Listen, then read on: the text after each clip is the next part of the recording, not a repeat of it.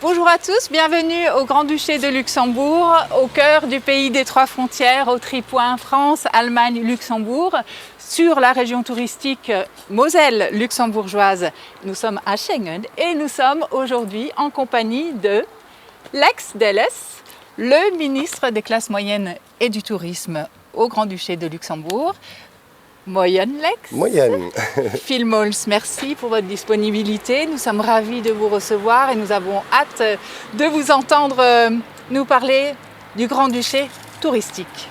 Merci beaucoup à vous d'être venu, surtout Oui. ici à Schengen, la porte d'entrée non seulement de la Moselle, mais aussi une porte d'entrée pour le Luxembourg. C'est la porte d'entrée pour le Grand-Duché de Luxembourg venant en fait de l'Allemagne et de la France. Est-ce que Schengen, justement, et la Moselle luxembourgeoise ont une place particulière dans le paysage touristique global du Grand-Duché de Luxembourg et en quoi ? Ah, tout à fait. Je pense que si vous prenez l'avion, vous êtes à Paris par exemple pour prendre l'avion, vous voyez tout de suite Schengen indiqué à l'aéroport. Donc tout le monde connaît Schengen. Mais personne ou pas beaucoup de gens savent que c'est un petit village pittoresque dans les vignes au Luxembourg et tout de suite à côté de la France, tout de suite à côté de l'Allemagne où vous avez quand même le coin des trois frontières ici et les gens ne le savent pas toujours. Oui, c'est vrai. D'ailleurs, nous nous retrouvions tout à l'heure devant le monument qui commémore la signature des célèbres accords de Schengen qui ont été signés le 14 juin 1985. Donc sur ce fameux bateau Princesse Marie-Astrid qui justement vogue en fait sur la Moselle de Grevenmacher à Schengen, voire même jusqu'à Trèves, je crois. Oui, Il va aussi jusqu'à Trèves. Oui, le bateau Marie-Astrid, nouvelle génération, en fait c'est déjà le Xème après l'ancien, cinquième ou sixième, oui. Justement après le bateau original sur lequel a été signé l'accord de Schengen. Et quand on voit le bateau aujourd'hui, évidemment, c'est tout à fait autre chose que le bateau il est splendide, il est prestigieux, il est magnifique. Tout à fait. Alors le bateau, justement, il appartient à l'État luxembourgeois. Non, c'est une entente, donc c'est les communes de la région à qui appartient le bateau Marie-Astrid aujourd'hui. De la région Moselle. Oui. Ah, d'accord. Et donc, effectivement, il propose des croisières, en fait, tous les jours, des croisières animées, ou des croisières simplement touristiques, des promenades sur la Moselle. Il est à quai quand il vient à Schengen, en ce moment, en fait, le jeudi.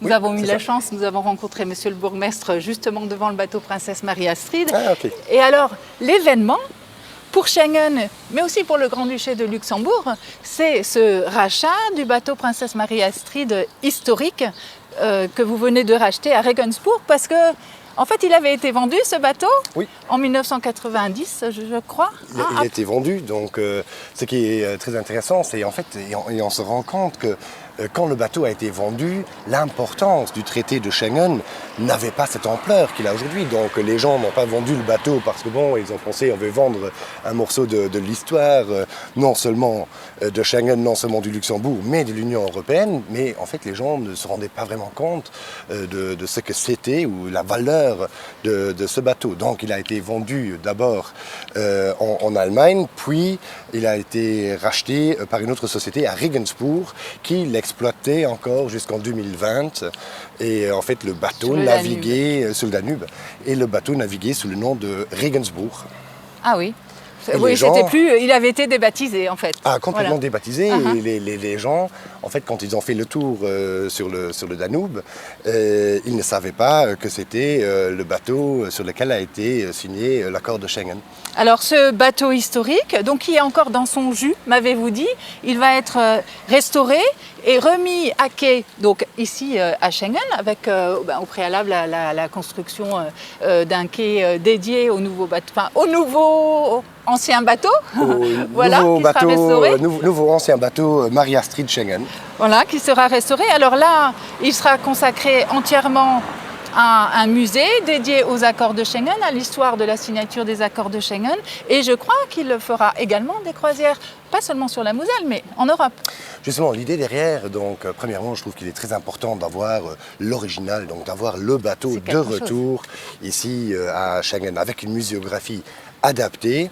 donc où les gens vont vraiment revivre le moment de la signature du traité de Schengen.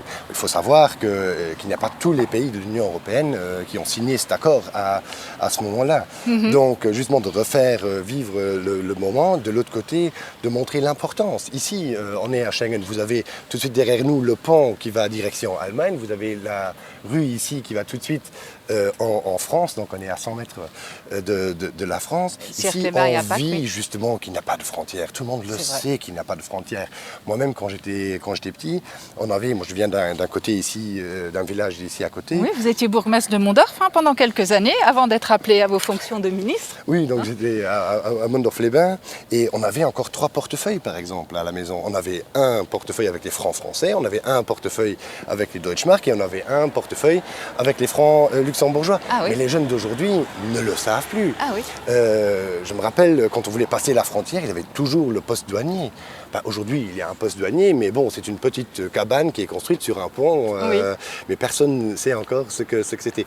Et c'est justement pour ça qu'il est très important de remettre le bateau Mary Astrid en valeur ici à Schengen et de montrer exactement l'histoire de l'Union européenne, la construction de l'Union européenne. Et un point très important, comme c'est un bateau c'est pas fixe. Le bateau, il doit pouvoir naviguer. Il va être un ambassadeur du traité de Schengen à travers l'Europe. Il transcende les frontières sur l'eau, quoi. Justement. Oui. Donc il y aura une partie fixe de muséographie sur le bateau et restera donc l'ambassadeur de ici Schengen à travers l'Europe. Oui.